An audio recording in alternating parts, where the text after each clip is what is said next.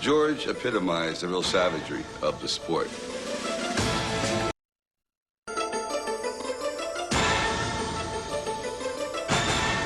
George epitomized the real savagery of the sport.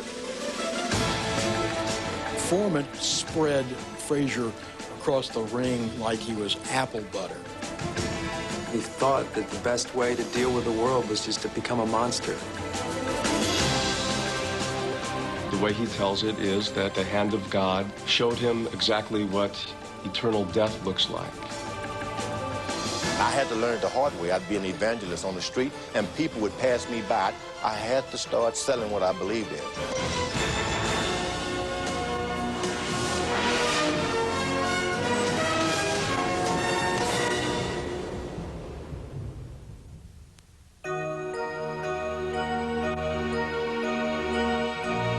We've never seen a metamorphosis of any sports star in our lives like George Foreman. I mean, one is the grizzly bear, the other is the teddy bear. The one thing you don't want to sell around is cheeseburger. Some people think of him as this guy who's very funny and very charming. Then there are the people who are stuck with the idea that he's this nefarious guy who's created this false image and he's really underneath a bully and an intimidator. Look at George now. The big, round, shaven head, the smile, the eyes that seem warm and inviting. But we know that just below the surface is the George who once really scared us. Foreman is going about his job! From the opening bell, Foreman's only plan was to destroy his opponent. He threw every punch with mean intentions. Cavallo being battered in his own corner. Joe Frazier's punch is like a Pontiac car coming at you at 100 miles an hour, and George Foreman is like a Mack truck coming at you at 50 miles an hour.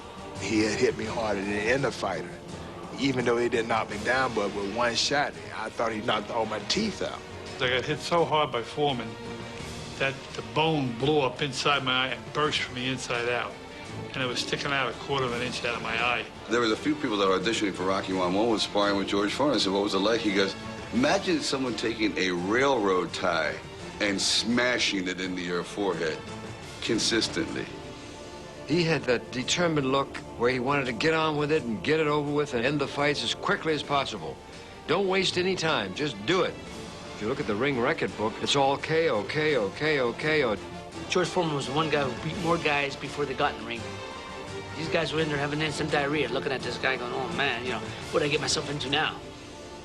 When George Foreman fought Ken Norton, Foreman's just glaring at Norton, and Norton will not look him in the eye. You can practically see his heart beating in his chest. George Foreman brought to the ring a sense of menace that had not been seen in the ring since Sonny Liston back in the early 1960s. George was at one time a sparring partner for Sonny Liston and adopted a lot of Sonny's mannerisms, the glare, the abruptness and rudeness. Liston was a guy who had done time for armed robbery, a guy who had been a real professional thug, and yet he'd been heavyweight champ of the world, and that's who George wanted to be. They've seen this man already become heavyweight champion of the world, a successful boxer by being mean. So maybe he figured, well, I might as well be mean too. I'll get meaner. At 37-0 with 34 knockouts, George Foreman met another fighter who had yet to lose. Although a 24-year-old mountain of muscle, he was a 3-1 underdog against champion Joe Frazier on January 22nd, 1973 in Kingston, Jamaica. Anything to say, George? It was the first time that he had been in a fight that was that important and that big and that monumental. When he got up into the ring, I remember him telling me, I hope he's not looking down at my knees, because he could feel him knocking together. Most of the press corps thought Frazier was going to win because they just thought of Foreman as this huge, crude fighter. That Joe, at heart, was a terrific boxer, and he would just figure out a way to beat this kid. But when they met in the ring, it soon became clear that Foreman's 4-inch height advantage and longer reach made it difficult for the 5'11" champion to launch an effective inside attack. I think the collision of styles was in George Foreman's favor, that Frazier was going to come to him and that he was going to be able to hit Frazier. You couldn't have built a better opponent than Joe Frazier for George Foreman. It literally was like teeing off on a golf ball. Down goes Frazier! Down goes Frazier! Down goes Frazier! Foreman spread Frazier across the ring like he was apple butter. And he went down 6 times. I went back trying it again. Each time I went down, hey, man, what I'm doing out here? Foreman is all over Joe Frazier. Frazier is down again. It is over in the second round. George Foreman is the heavyweight champion of the world.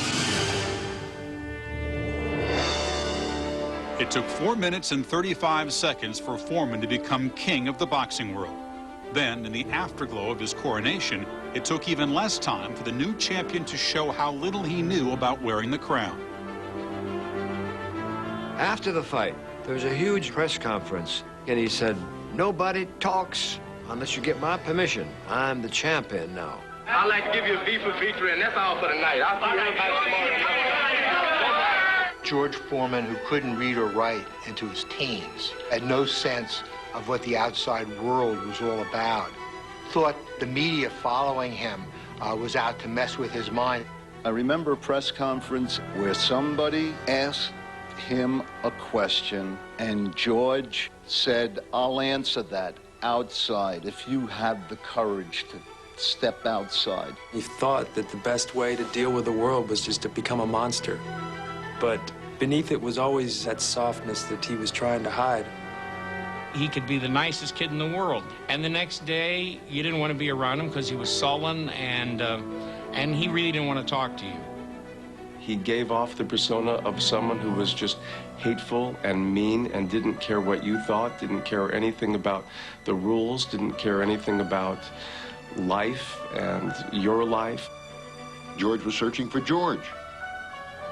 And it was harder to find mentally and psychologically than physically. He didn't know how to cope with the attention, the belt, with anything.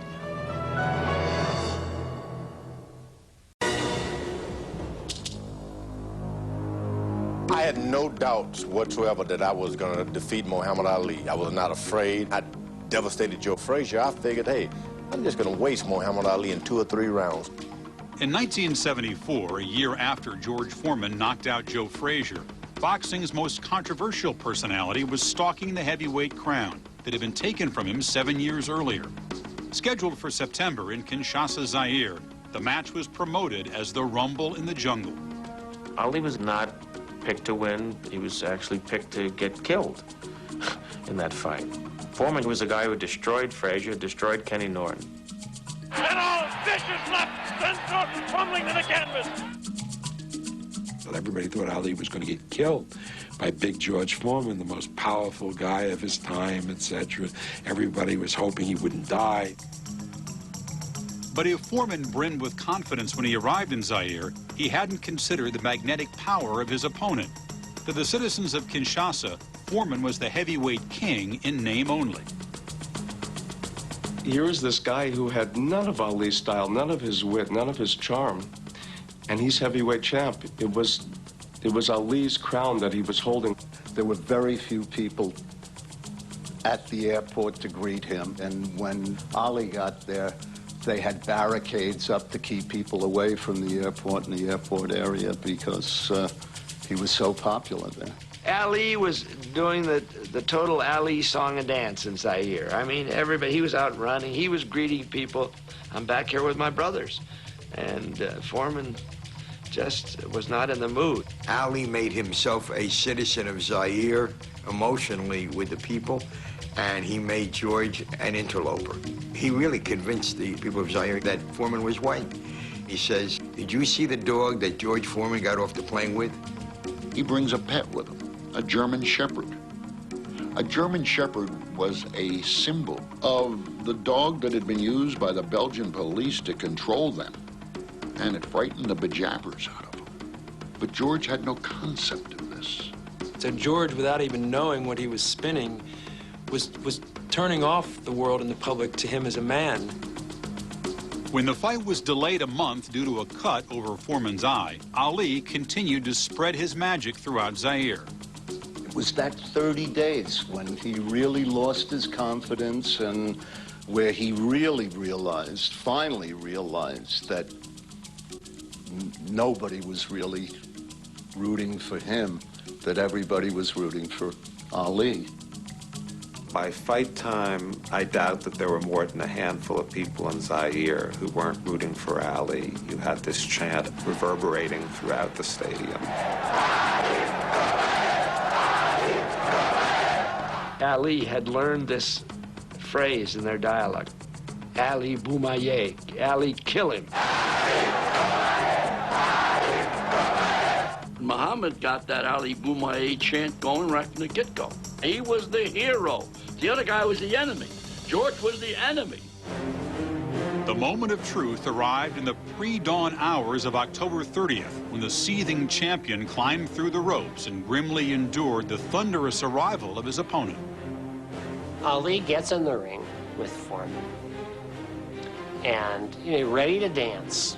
And suddenly he takes a couple shots from Foreman, and he's saying, "This guy's a wrecking machine." Well, he goes back on the ropes, the rope-a-dope. Come on, George, you ain't nothing. Show me something. George is throwing punches. Bang, bang, bang. George Foreman got exhausted. He missed a lot of shots, and he was catching arms and everything else. That's what emptied George Foreman's tank, missing him. Part of what Muhammad Ali took advantage of in Zaire was that George was wound up tight with rage, that he didn't really have a second or third gear.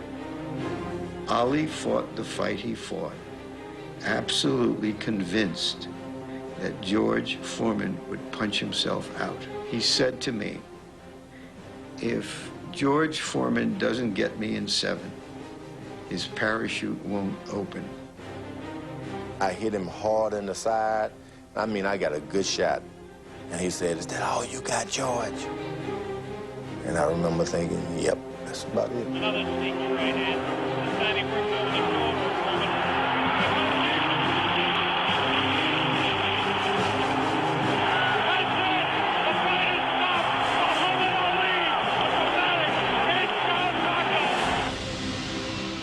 That night, George Foreman learned for the first time in his life that that facade was a joke and that he really was a vulnerable man behind that glowering monster.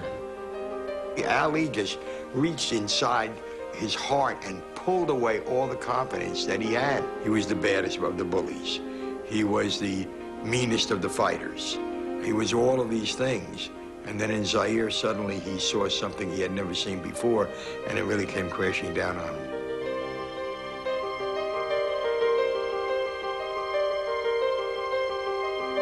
The next day, he goes to his dressing room.